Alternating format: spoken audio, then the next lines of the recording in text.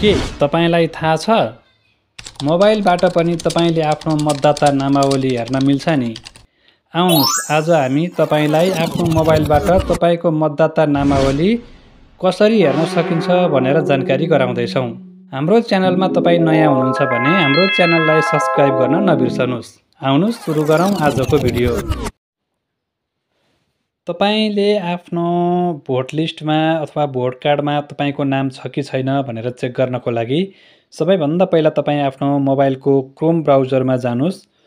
Chrome ब्राउजरमा गइसके पछाडि तपाईले यहाँ सर्च बार देख्नुहुन्छ। यो सर्च बारमा तपाईले सर्च गर्नुहोस् निर्वाचन आयोग भनेर। निर्वाचन आयोग भनेर तपाईले सर्च गर्नुहोस्। सर्च गरिसकेपछि निर्वाचन आयोगको यो वेबसाइट तपाईले देख्नुहुन्छ। फर्स्टमै छ यो प्रकारको इन्टरफेसमा देखिन्छ। यसमा तपाईले क्लिक गर्नुहोस्।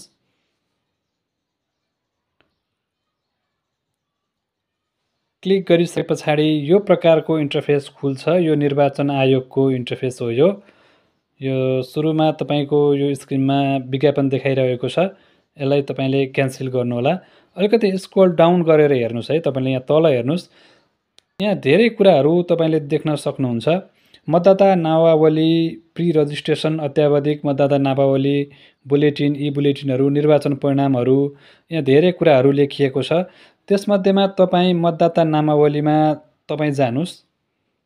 मतदाता नामावलीमा गइसके पछाडि यो प्रकारको इन्टरफेस खुल्छ। अन्तिम मतदाता नामावली 2082 कार्तिक 16 गतेसम्म 18 वर्ष उमेर पुरा हुनेहरूको यो लेखिएको छ। यसमा समावेश हुन्छ। यसमा मतदाता नामावलीमा अहिलेको लागि खुलाएको पनि छ। तपाईले पनि अनलाइनबाटै आफ्नो मतदाता नामावली टिपाउन सक्नुहुन्छ, भर्न सक्नुहुन्छ।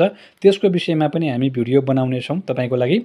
अब तपाईको मतदाता नामावलीमा तपाईको नाम छ कि छैन भनेर हेर्नको लागि चाहिँ यहाँ एउटा फर्म दिएको हुन्छ। यो फर्मलाई तपाईले फिलअप गर्नुपर्ने हुन्छ, यसलाई भर्न पर्ने हुन्छ। सुरुमा प्रदेश लेखिएको छ। तपाई कुन प्रदेशमा हुनुहुन्छ त्यो प्रदेश तपाई छान्नुहोस्। जस्तो म बागमती प्रदेशमा छु। अब तपाईले जिल्ला छान्नुहोस्। तपाई कुन जिल्लामा हुनुहुन्छ त्यो जिल्ला छान्नुहोस्। जस्तो म ललितपुर जिल्लामा छु। अब गाउँपालिका, नगरपालिका पनि तपाईले छान्नुपर्छ। मैले बागमती गाउँपालिका छाने। जस्तो अब वडा नम्बर पनि तपाईले छान्नुपर्ने हुन्छ। वडा नम्बर मैले 3 छाने। अब मतदान स्थल तपाईको कुन चाहिँ छ त्यो छान्न पर्ने हुन्छ। हाम्रोमा चाहिँ दुईवटा छ। एउटा भटेडाँडा आधारभूत विद्यालय भटेडाँडा र महाकाली देवी मावि भटेडाँडा भनेर छ। मेरो चाहिँ भटेडाँडा आधारभूत विद्यालय भटेडाँडामा पर्छ। मैले यो क्लिक गरेँ। यो क्लिक गरिसके पछाडि यो फर्मलाई तपाईले यो सबमिट गरिदिनुस्। फर्मलाई फिलअप गरेर सबमिट गरिसके पछाडि यो प्रकारको इन्टरफेस तपाईको मोबाइलमा खुल्छ।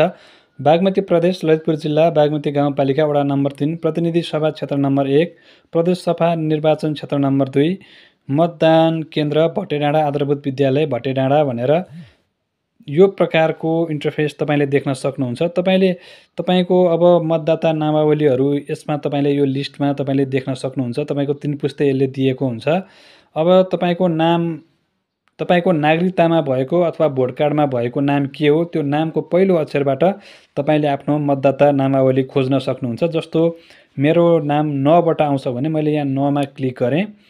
9 मा क्लिक गरिसकेपछि यहाँ आएको छ 327 नम्बर मेरो सिर नम्बर छ भने मतदाता नामावली नम्बर यहाँ देखाएको छ। मेरो नाम नवराज कार्की, यो उमेर यहाँ लेखिएको छ। पुरुष जस्तो बुवाको नाम लेखिएको छ। मतदाता विवरण भनेर पनि लेखिएको छ। यो तरिकाबाट तपाईले आफ्नो भोट लिस्टमा तपाईको नाम लिस्ट छ कि छैन भनेर तपाईले चेक गर्न सक्नुहुन्छ।